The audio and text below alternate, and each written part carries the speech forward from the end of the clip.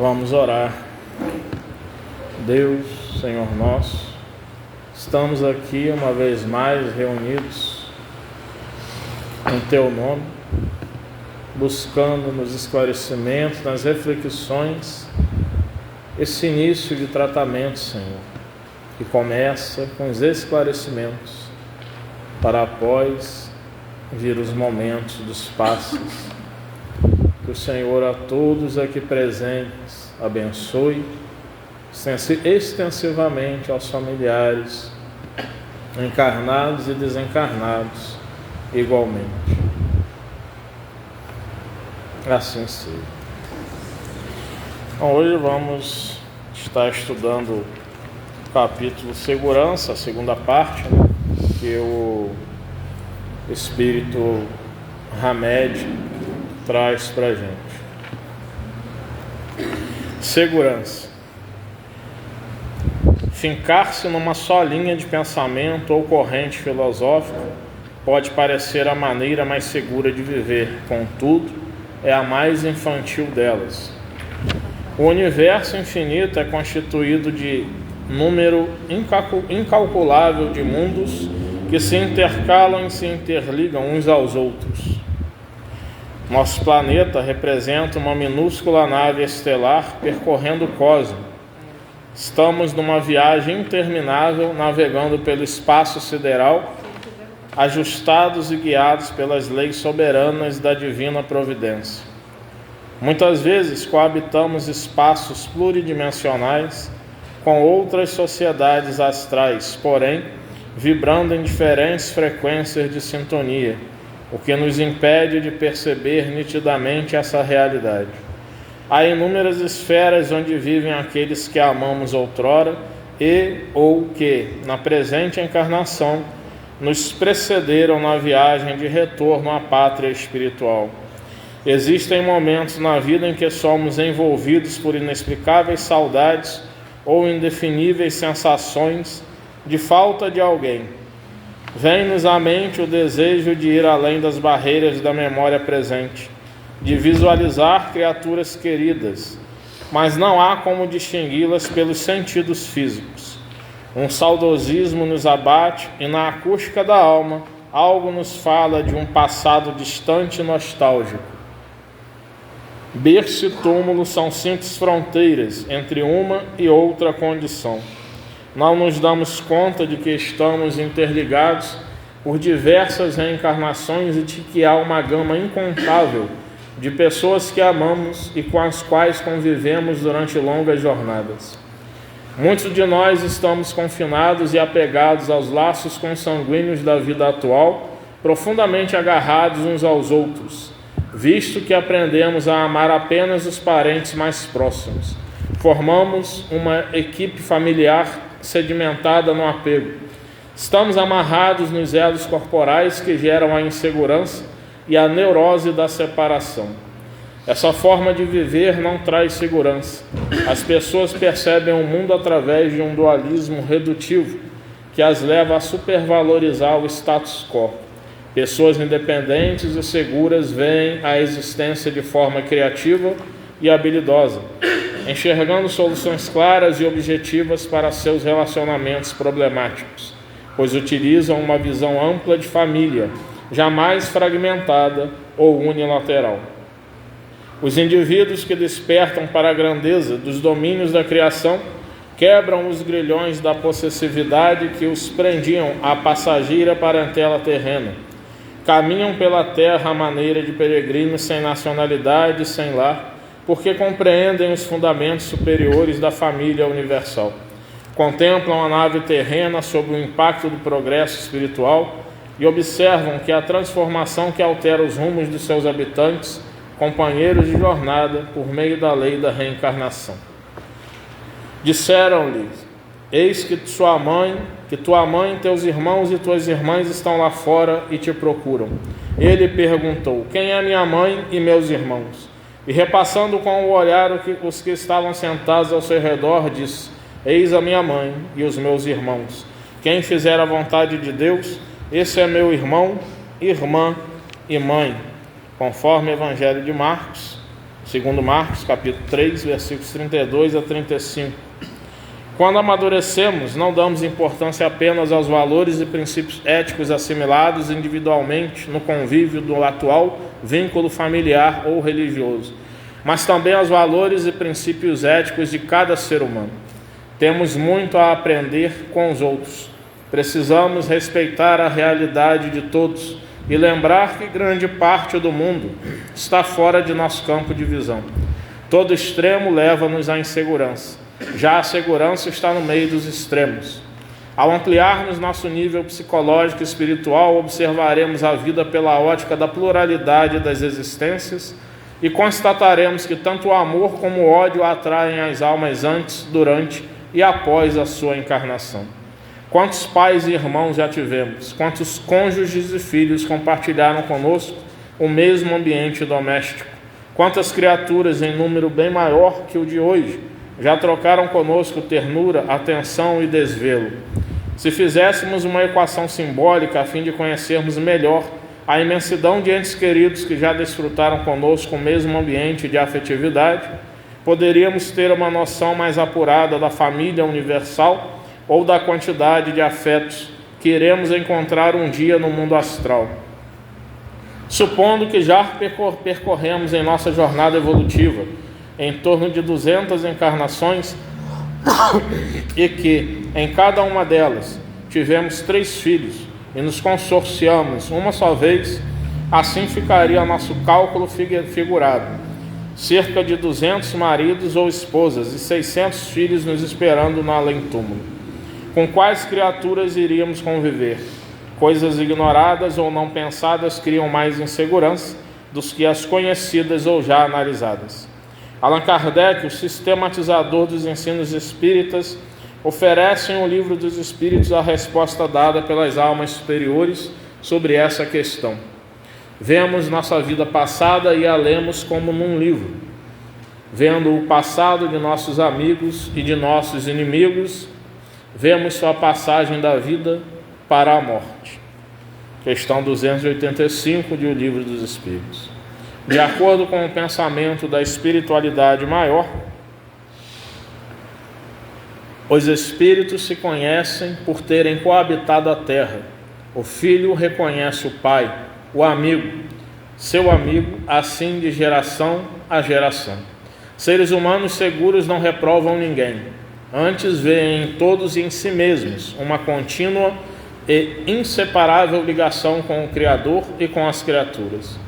A ilusão nos faz acreditar na existência de um mundo exterior, físico ou astral, independente ou separado do mundo interior, quando, na realidade, são apenas 2 lados de um mesmo tecido, no qual os fios de todos os fatos e de todas as formas de consciência estão interligados numa rede inseparável. O amor sem fronteiras, o verdadeiro amor, é sempre respeitoso e abrangente, totalmente diferente da atitude possessiva e limitada, dirigida apenas à parentela consanguínea. Quando o amor fica doente, induz os seres ao isolamento e este tudo sufoca ao seu redor. A espiritualidade superior nos ensina a pensar holisticamente, lembrando-nos de que somos parte de um todo muito mais amplo. Para sermos seguros é preciso que tenhamos visão da totalidade. Segundo o apóstolo João, assim Jesus orou, erguendo os olhos ao céu, a fim de que todos sejam um, como tu, Pai, estás em mim e eu em ti, que eles estejam em nós. Evangelho segundo João, capítulo 17, versículo 21. O que deve, mais tarde, ter levado Paulo de Tarso a escrever às igrejas da Galácia: não há judeu nem grego, não há escravo nem livre, não há homem nem mulher, pois todos vós sois um só em Cristo Jesus. Epístola aos Gálatas, capítulo 3, versículo 28. Nós nos sentimos seguros entre irmãos, e o verdadeiro significado de irmandade é justamente olhar à nossa volta e redescobrir que, quando utilizamos o pensamento holístico, nos soltamos dos antigos grilhões de uma visão linear ou simplista. Fincar-se numa só linha de pensamento ou corrente filosófica pode parecer a maneira mais segura de viver, contudo, é a mais infantil delas. Seja qual for nossa instrução religiosa, nós só nos tornamos pessoas seguras quando aprendemos a pensar em termos de universalidade, percebendo nosso papel na unidade da vida, tanto no aspecto físico como no espiritual, e buscando, acima de tudo, o bem comum, manter um compromisso com o coletivo. Quem fizer a vontade de Deus, esse é meu irmão, irmã e mãe. Essa é a proposta cristã para ampliar nosso conceito de família, de humanidade, de mundo ético, enfim. Aqui, a leitura longa, um capítulo mais longo, que o Hamed traz para a gente, e muito importante, porque fala nesse capítulo, que é uma outra dissertação dele, sobre esse tema segurança. Ele fala aí das questões de família, como que esse conceito de família foi evoluindo no decorrer do tempo, Antes via-se família pensando na sociedade, na nossa sociedade brasileira. Antes se via-se família, pai, mãe, filhos, os avós, os tios. Depois vieram as chamadas famílias mosaicas, Hoje são chamadas famílias numerosas, As famílias que estão morando juntos, avós, marido, esposa, ou esposa, esposa, ou marido, marido, filhos, filhas. O Supremo Tribunal de Justiça colocou há pouco tempo, que segundo o Código Civil brasileiro, quem tem animal de estimação é considerado semovente. Então, por lei, ele é considerado uma coisa. Só que o Supremo Tribunal de Justiça decidiu, que hoje há guarda compartilhada para casais que se separam, tem um animal de estimação, porque ele não é uma coisa, ele é um ser senciente. É um ser senciente não é um ser que vive, é um ser que sente.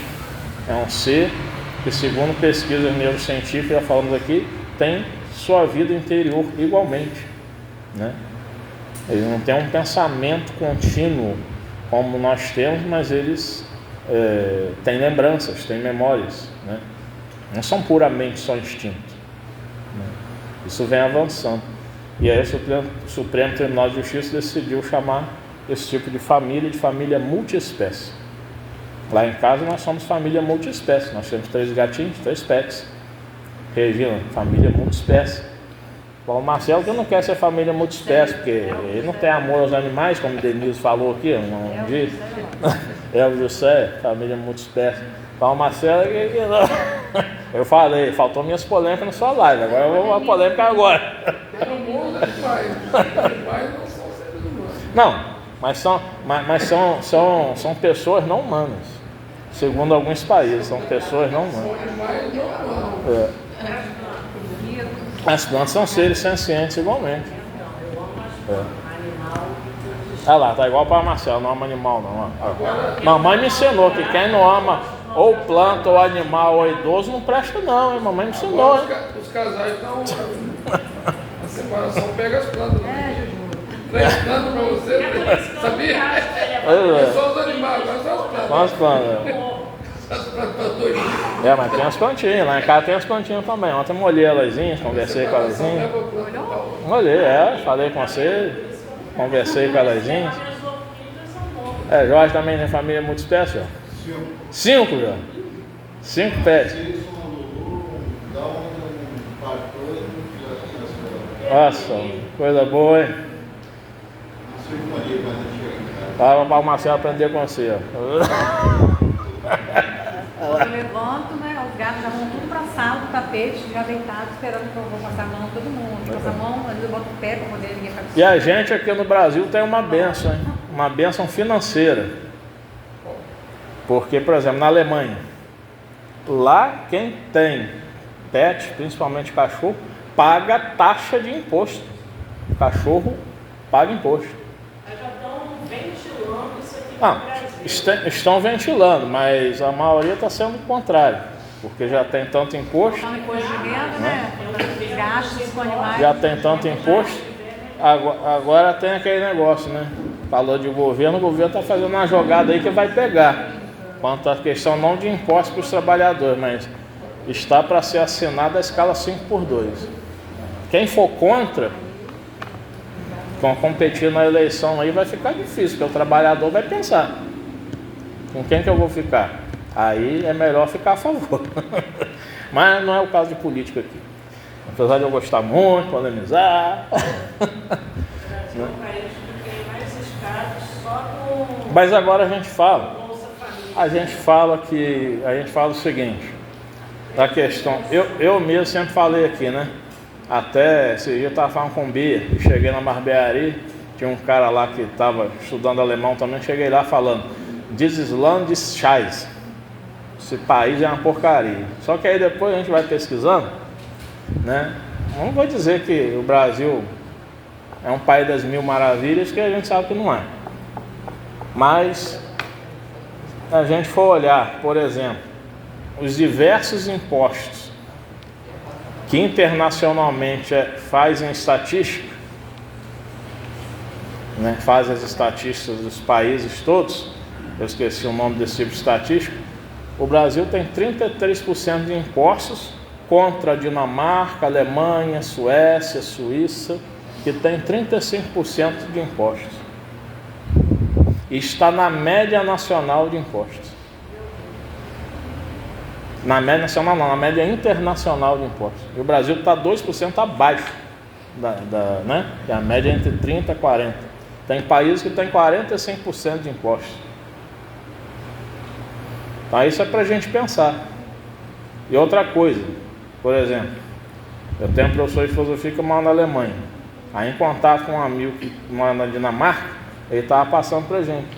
Dinamarca, um país crescido, um país evoluído, né, dito desenvolvido. As escolas não são totalmente gratuitas, paga-se uma taxa. Plano de saúde, dificilmente as pessoas conseguem pagar, tem dificuldade, né? Então, estou fazendo esse paralelo porque quando a gente não pesquisa, quando a gente não faz esses paralelos, a gente considera realmente o país uma porcaria. Mas quando a gente faz os paralelos e vê que, por exemplo, esse professor de filosofia falando que lá na Alemanha o atendimento médico, né, ele só é bom porque é obrigatório que todo o povo do seu salário pague uma taxa alta pelo plano de saúde do governo. É obrigatório, o trabalhador não tem escolha. Seguro-saúde não tem escolha. E tem lá o seguro-saúde, ou o plano de saúde, como a gente fala aqui, né, particular, mas é 10%, 90% o povo usa do governo e paga bons impostos. Na Suíça é obrigado a pagar o saúde, mas se você fizer a contribuição, tem até muito bom. Eles devolvem um cashback, né? Eles devolvem dinheiro. Né? Então, assim, e eles falam que o atendimento não é tão humanizado quanto quando eles vêm para cá para o Brasil e são atendidos no SUS, por exemplo. Tem mais humanidade, né? Pela própria natureza brasileira, né? E eu tomei uma pancada esses dias que eu fui ao supermercado, tinha um espanhol trabalhando no caixa lá. Chegou aí lá, né? Aí eu pensei que ele estava brincando, né? Ele chegou, era de manhã, buenos dias, pensei, cara brincando, falar espanhol, né? Eu vou falar espanhol com ele para ver se ele fala também. Aí, né? Eu coloquei para ele, né? Um dia hablaré tu idioma bien. Aí ele olhou para mim, tu me compreendes, né? Fala devagar que eu vou compreender. Aí ele foi falando devagar em espanhol e eu comecei a falar em português e devagar. Aí perguntei de onde ele era, ele falou, nasci na Espanha e vivi na Colômbia, é uma parte da minha vida. E ele falou comigo, eu falei para ele, esse país aqui, eu não sei se você está gostando dele. Ele, pô, você não gosta do seu país não? Isso aqui é lindo, cara. Isso aqui é uma maravilha, isso aqui é uma riqueza sem fim. Você não está entendendo onde você vive ainda? Você não viajou pelo Brasil não? Algumas cidades sim, tem coisas muito lindas. Aí, né, Bia falou, tá vendo? Tem que vir alguém de fora, um europeu, falar para você que o país é bom. Para você repensar. Aí eu falei, tem muita corrupção, tem muito ladrão. Aí ele falou, tem, você acha que na Espanha não tem? Na Europa também não tem? quer tudo bom e no melhor lá. Eu falei, mas lá entrega-se o direito que você tem, né? Aí eu estou falando isso aqui, tem a ver com estudo em qual sentido? A questão de a gente pensar de uma forma universal, de vermos esse tipo de contato, né? Olha só, né? Um espanhol trabalhando no Superbom de Aeroextra, de caixa, e eu entrando em contato com ele, e até os vivos aparecem, né? Quase mortos, mas aparecem, né? Mas não falei seu nome não, mas tá ao vivo. Se quiser eu faço seu nome, até vira a câmera para você, tá? E aí, Juliano que guarda treta. Ó, Juliano, não tem sincerão hoje não. E aí, esse modo de pensar universal, e a gente começa a ver essa ligação, né? O que a chamada globalização fez ainda mais, né? Esse encontro dos povos, né? Esse reencontro, né?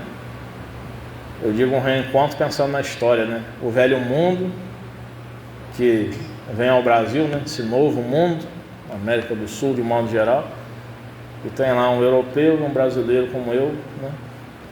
Dialogando, conversando em idiomas diferentes e se entendendo, né? Pela proximidade da espanhol e português são línguas neolatinas, né? Chamados idiomas modernos. Quem sabe reencontro de espíritos? Aí eu não posso dizer, né? Não posso dizer, não sei. Quem sabe? E outra coisa, né? Voltando à questão da família, olha a família universal nesse movimento, né? De, né, brasileiro falando com estrangeiro. E como que a gente amadurece quando começa a olhar para outro, de qualquer país que seja, de qualquer religião que seja, né? Com um olhar de solidariedade, fraternidade. Se a gente fica só numa linha, como fala o Hamed, né? Filosófica, uma linha rígida, né? Eu sou espírita, eu não vou visitar uma igreja evangélica, uma igreja católica, um terreiro de umbanda, uma roça de candomblé. Não, eu não vou num salão dos passos perdidos na maçonaria, quando abre para o público, né? Eu não vou numa ordem Rosa Cruz, em reunião pública. Não, porque eu sou espírita. Não, a gente tem que ter um olhar universal. E a gente tem que criticar mensagens de espíritos, às vezes, que vêm e querem colocar um olhar não universal. Exemplo prático, livro Conduta Espírita, Espírito André Luiz, psicografia de Valdo Vieira. Tem uma parte lá que ele deixa bem claro, o Espírito André Luiz. Conduta Espírita é o nome do livro. Espírita não deve aceitar convite para ser padrinho ou madrinha de batismo devido à sua convicção. Eu não vou concordar com isso, eu nunca concordei. Porque então, eu de uma família católica, um pai tradicionalista até hoje, muito católicos, praticantes mesmo, me torno espírita. Eu hoje estou 47 anos, me torno espírita dos 16 para os 17. Estudo espiritismo, pesquiso nesses 30 anos. Nesse meio tempo, minhas irmãs me convidam para ser padrinho das minhas sobrinhas de batismo na igreja católica. Eu ia negar? De modo algum. Exatamente. Tem. Então, assim, eu vou negar? Tem gente que faz isso, né, gente? Por convenção social, tem gente que faz isso por uma questão ainda de espiritual, de achar que se a criança não batizar não vai ser salva, né? Eu tenho a compreensão de que o batismo, dentro da doutrina espírita, ele nada significa, que não há um pecado original para ser limpo da criança. Mas eu entendo uma coisa muito bonita que a Igreja Católica traz com relação a padrinho e madrinha. São pais e mães espirituais e devem cuidar e orientar a educação espiritual daqueles filhos espirituais. E além de serem minhas sobrinhas, são filhas espirituais minhas, né? que a gente vai cuidando na medida das possibilidades, que a gente vai sempre observando. Hoje a gente fica até muito de olho nas redes sociais, né? Porque ficam postando lá, a gente fica, né, acompanhando, fala de vez em quando, responde. Então esse tipo de olhar a gente deve ter. E se a gente pensar em antropologia da religião, por exemplo, uma coisa prática, a gente olha lá, na Umbanda, tem lá as quartinhas, que é aquela água que está lá guardada num receptáculo, né?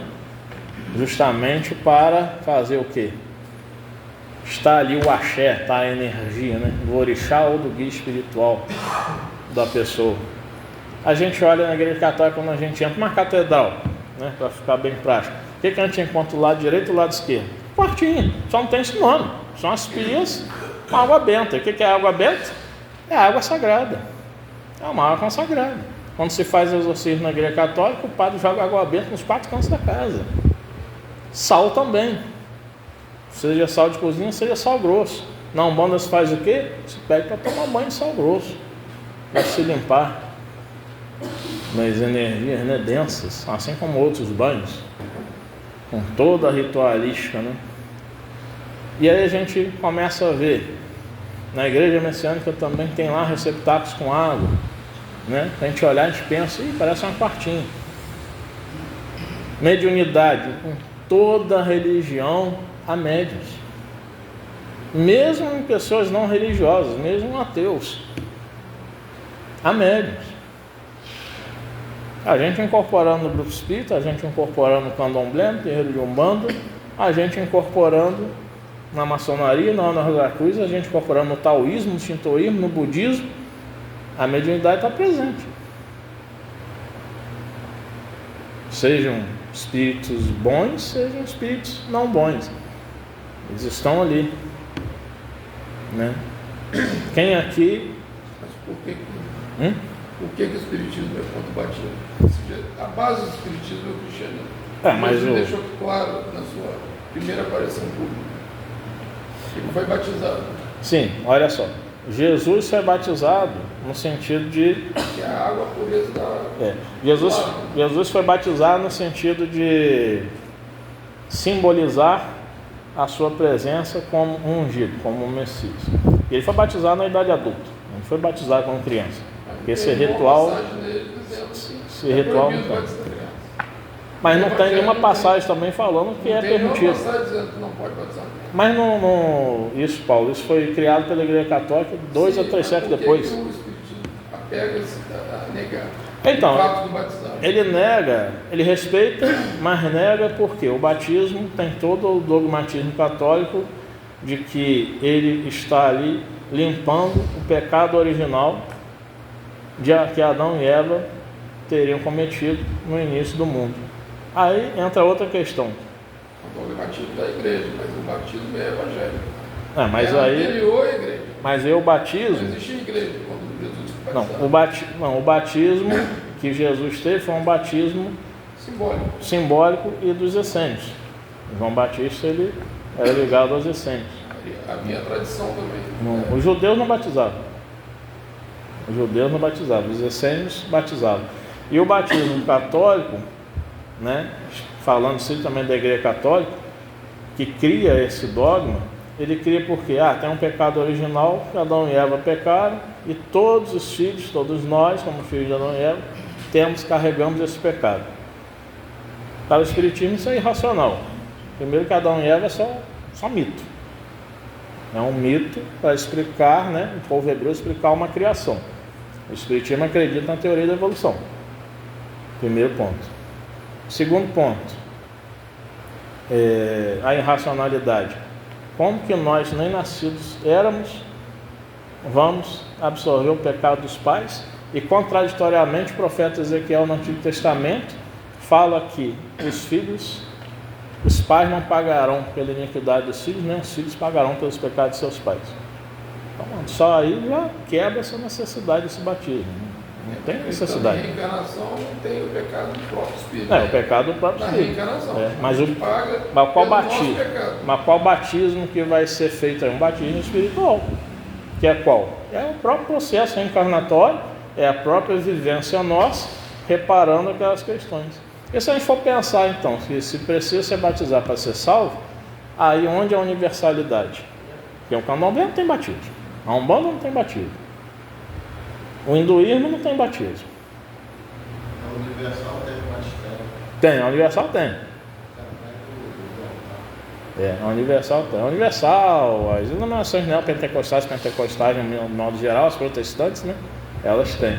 Então, assim, mas perde a universalidade. Que é uma coisa, por exemplo, que a gente erroneamente fala, muita gente fala, eu não falo. Né? O Pai Nosso é uma oração universal. Não é, ela é uma oração cristã, ela não é uma oração universal. Até Kardec, no livro Viagem do Espírito, em 1862, ele deixa claro, ao respeito de Kardec, com as propostas de outras religiões. Por isso que eu falo, nós no GESP somos um espiritismo progressista, porque justamente a gente traz essa ideia de progresso. Progressista não é questão política, não é isso que eu estou falando. Né? Porque hoje, diante da polarização política, quando fala progressista, bom, já pedia aquele esquerdista chato, né? Não é conservador, não é de direita. Não, eu estou nem aí para direita e esquerda.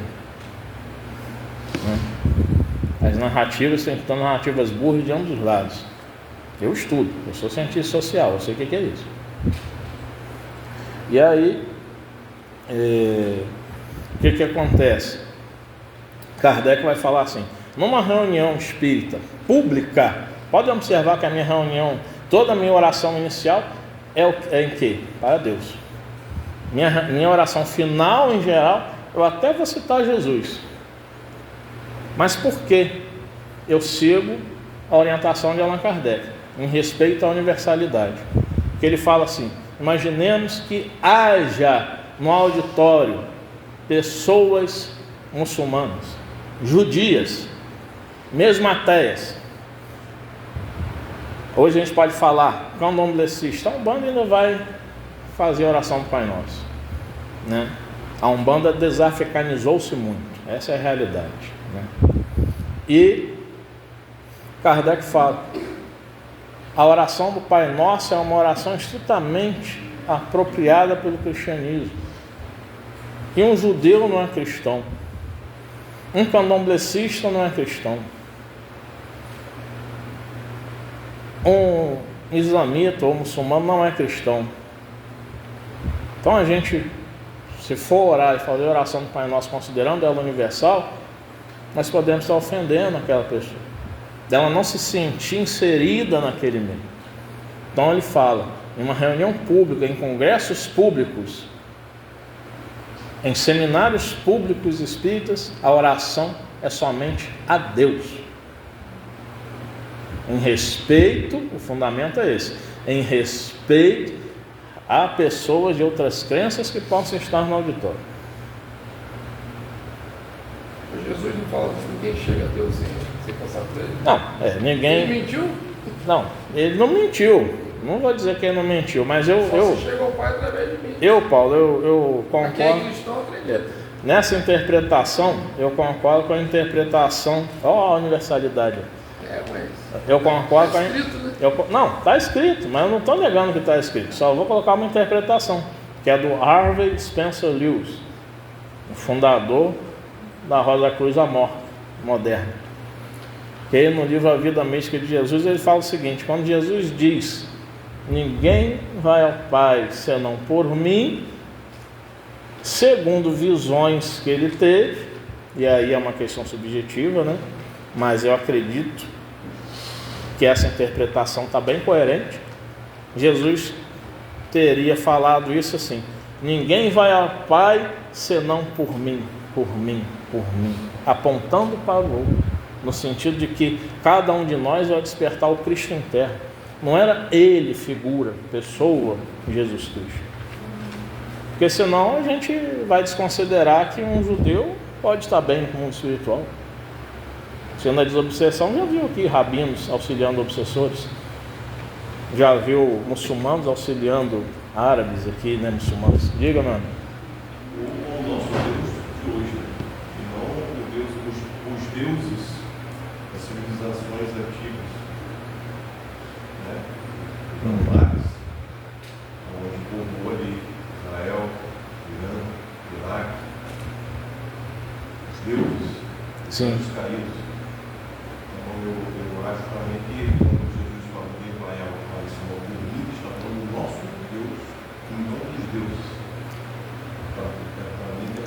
Não. Não pode ser.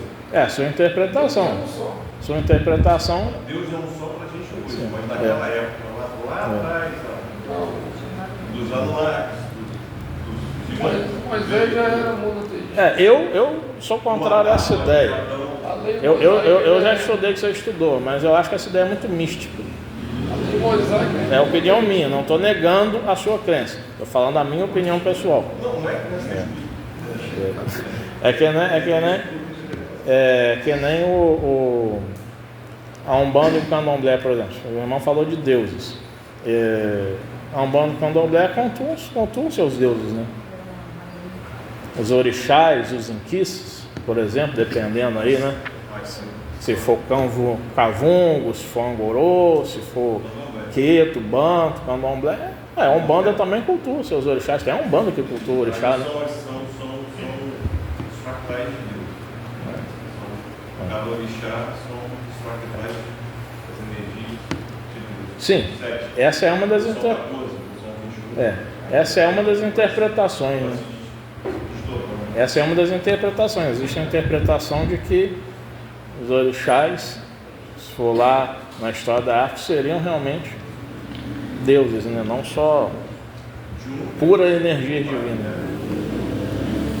Então a gente tende a estar pensando em forma universal. E é difícil a gente pensar de forma universal, né? Vê que o diálogo aqui, por exemplo, hoje mostra a dificuldade nossa, né? De pensar de uma forma mais universal, porque cada um tem seus posicionamentos, né? Cada um traz as suas culturas dentro do que estuda, dentro do que os valores que trazem sua subjetividade, né?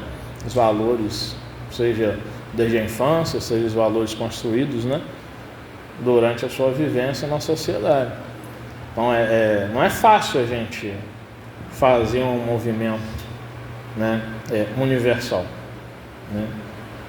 Eu, Leonardo, penso que uma das maiores dificuldades que o Espiritismo vem atravessando é justamente não o fato de o Espiritismo se colocar como cristão, que é a questão 625 do Livro dos Espíritos, é qual é o homem que há de nos servir de guia e modelo. A resposta é uma palavra: Jesus.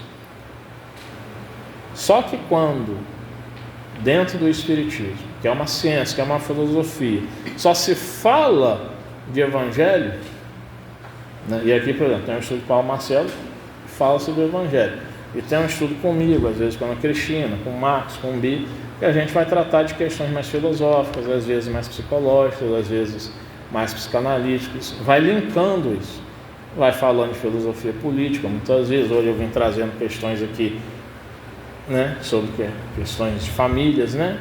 Depois questões aí dessas visões religiosas, dessas aproximações. O que distancia do Espiritismo dar uma abertura maior é justamente, às vezes, esse fechamento em que se fica, e de se considerar um erro muito grande, que eu já cometi, de que a doutrina espírita traz para a gente mais informações, e quando a gente fala assim, no fundo a gente está sendo soberbo. A verdade é essa. Vamos ser humildes e aceitar. Como diz, aceita que dói menos. A gente coloca que se traz mais informações, na verdade a gente está falando que ela esclarece mais, e se esclarece mais, portanto ela é melhor. É melhor religião que outras, é melhor filosofia que outras. Aí quando a gente conversa com padres que entendem bem de assuntos, né, no campo religioso, pastores, maçons, Rosa-Cruzes, candomblecistas, umbandistas, eles dão uma aula. Nosso irmão Charles, que é do candomblé, quantas palestras ele já deu aqui e quantos estudos ele participou, e as aulas que ele dá, quanto que nós aprendemos, e conhece o Espiritismo mais do que muitos espíritos, que estuda. Então pode falar.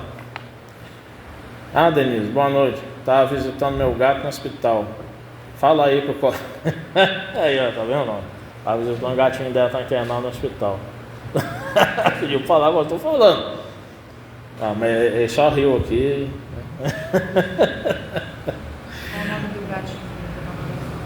Qual é o nome do gatinho, Denise? Coloca aí pra gente orar por elezinho. Aí, Bia que pediu aqui. Aí a gente vê essa dificuldade, né? Até quando a gente vê assim, o espiritismo está envelhecendo, está tendo mais pessoas mais velhas, porque as novas gerações não têm se interessado. Porque está ficando sem abertura de diálogo, sem abertura de debate. A gente vai às vezes num terreiro de Umbanda que está cheio de jovens. Alguns, não vou dizer todos. Mas por quê? Tanto porque a cultura africanista, né, diante das legislações que vieram trazendo, né, os propósitos de não preconceito, é João, o nome do gato, nome de evangelista, né? E aí as pessoas passaram a ir com menos medos, né? Apesar de ainda haver muitos preconceitos, e ainda haver muitas depredações, né? Muitas dificuldades para se vivenciar uma religião de matriz africana.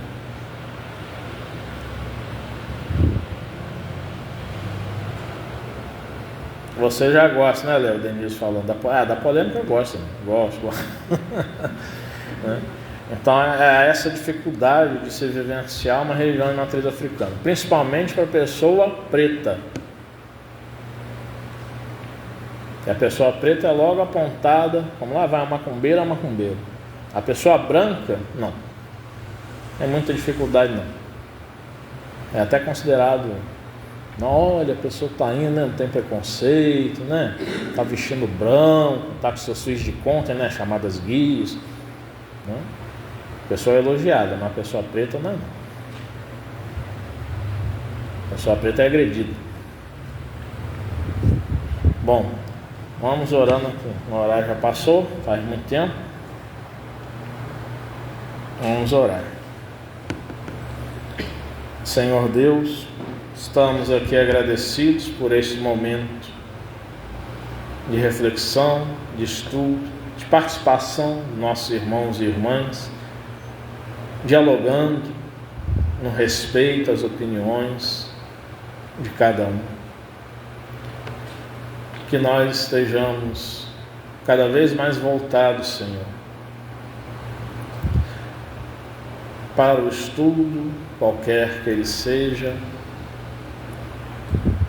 e percebendo essa universalidade, essas aproximações do campo do espiritual. Que o Senhor nos envolva uma vez mais e nos abençoe. Assim seja.